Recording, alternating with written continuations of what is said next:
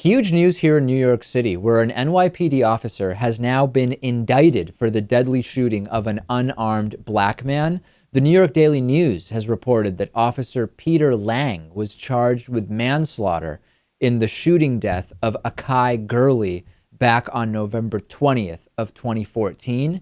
If you remember this story, Gurley was walking down a dark flight of stairs in a Brooklyn apartment building.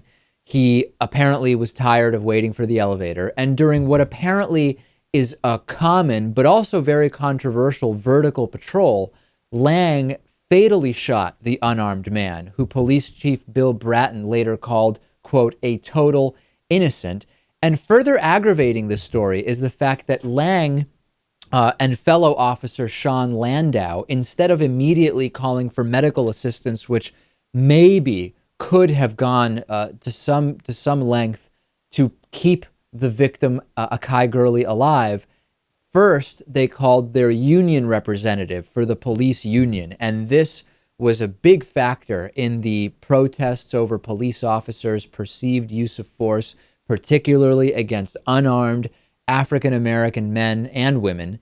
And we are now seeing the cycle has broken, Lewis, with regard to the non-indictments of the past year. We finally have an indictment, but many people emailing me and saying, David, yeah, we finally got an indictment, but it is not an indictment of a white officer. We still have not seen that. We here see the indictment of an Asian American officer in the killing of an unarmed black man. And I don't know how important it is to focus in on that detail.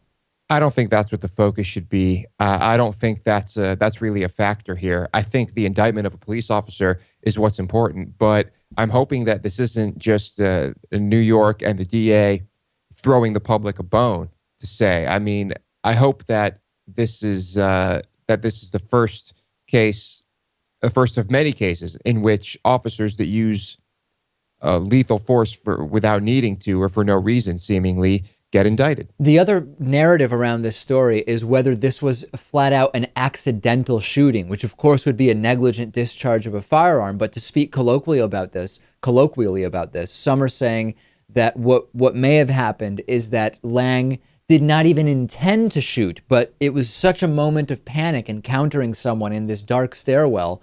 But Scott Renecki, who's an attorney representing the victim's family, says the shooting was not justified regardless of whether it was intentional or a negligent accidental shooting, and that should not even be a factor, that if you have police involved in an unjustified shooting, that is what matters. And that logic is resonating with me.